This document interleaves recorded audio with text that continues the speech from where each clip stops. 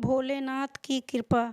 भोले की कृपा के लिए क्या देवी क्या देवता तो क्या राक्षस, वह अपनी शरण में आए सभी श्रद्धालुओं पर न केवल कृपा करते हैं बल्कि उन्हें मनमोहक फल भी प्रदान करते हैं। ऐसी ही एक कथा जुड़ी है मृत्यु के देवता यमराज से। जब उन्होंने भोलेनाथ को यूं ही बिना किसी वाहन के भ्रमण करते देखा तो उनके मन में ये इच्छा प्रकट हुई।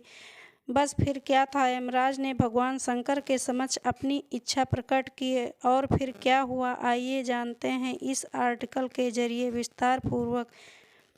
पौराणिक कथा के अनुसार भगवान शिव बिना किसी वाहन के संपूर्ण संसार में विचरण करते थे।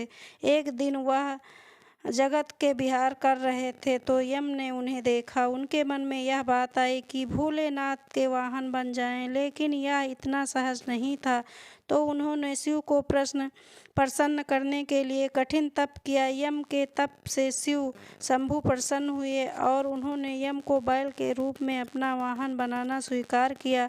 भोलेनाथ ने बैल के रूप को इसलिए चुना क्योंकि बैल अत्यंत भोला होता है, उसके मन में किसी भी प्रकार का छल कपट नहीं होता। यही वजह कि भोले बाबा ने बैल यानी कि नंदी को अपना वाहन नियुक्त किया। यही नहीं, शिव जी ने नंदी को अपना प्रधान सेनापति भी बनाया। कहा जाता है कि भगवान शिव की सेना नंदी बाबा के कहने पर ही चलती है। पौराणिक कथा के अनुसार पुरातन काल के एक शिलाद नाम के एक ऋषि हुए जो कि पूर्ण रूप से प्रभु की पूजा में लीन रहने लगे थे। ऐसे में परिवार के लोगों को उनके वंश की चिंता हुई। यह परेशानी लेकर सभी उनके पास पहुँचे और गृहस्थ जीवन में वापस आने का निवेदन किया। हालांकि वह नहीं माने, लेकिन उन्होंने जन्म मृत्यु से परे संतान प्राप्ति के लिए देवराज इंद्र की पूजा की। इंद्र प्रसन्न हुए तो लेकिन ऐसी संतान का आशीर्वाद देने में असमर्थता जाहिर की। जब इंद्रदेव से इच्छा मुताबिक संतान प्राप्ति का आशीर्वाद नहीं मिला तो शिलाद मुनि ने शिव की पूजा की। उनके कठोर तप से शिव अत्यंत प्रसन्न हुए और शिव स्वयं उनकी संतान के रूप में जन्म लेने की बात कही। कथा मिलती है कि एक दिन शिलाद मुनि खेत जोत रहे थे, तब उसी भूमि पर उन्हें एक बालक मिला। वह उनसे घर ले आए और उसका नाम नंदी रखा। भगवान भोलेनाथ ने मित्र और वरुण नाम के दो मुनियों को नंदी के पास भेजा। उन्होंने नंदी को बताया कि वह अल्पायु हैं। यह सुनकर नंदी बाबा वन में चले गए और महादेव की पूजा अर्चना करने लगे।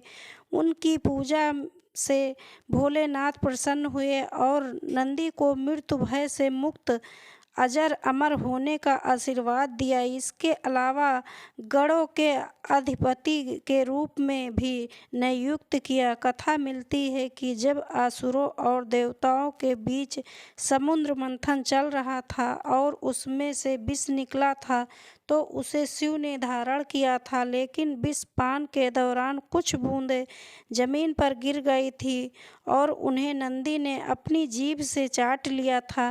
नंदी के इस भाव पर भोले अत्यंत प्रसन्न हुए। इसके बाद भगवान ने नंदी को अपने सबसे बड़े भक्त की उपाधि दी। साथ ही उन्होंने कहा कि जो शक्तियाँ उनकी हैं वह नंदी की भी हैं। भोलेनाथ की कृपा पाने को ज्ञान स्वरूप तप और विष की बूंदों को चाटने की पवित्रता नंदी बाबा की महिमा की ओर और बढ़ा देती है। भोले बाबा ने नंदी को यह आशीर्वाद दिया था कि उनकी पूजा से पहले नंदी की पूजा की जाएगी। यही वजह है कि हर शिवालय में नंदी बाबा की मूर्ति जरूर होती है। यही नहीं, यह भी मान्यता है कि यदि आपको भोलेनाथ से कुछ मांगना है तो अपने नंदी बाबा के कानों में सच्ची श्रद्धा, पवित्रता और अटूट निष्ठा से आपकी बात कह दी तो वह भोलेनाथ तक जरूर अर्जी पहुंचा देते हैं। यही नहीं, शिव जी भी मुराद पूरी कर देते हैं। दोस्तों, तो ये वीडियो आपको कैसी लगी कमेंट बॉक्स में बताएं। वीडियो को ज़्यादा से ज़्यादा लाइक, शेयर, सब्सक्राइब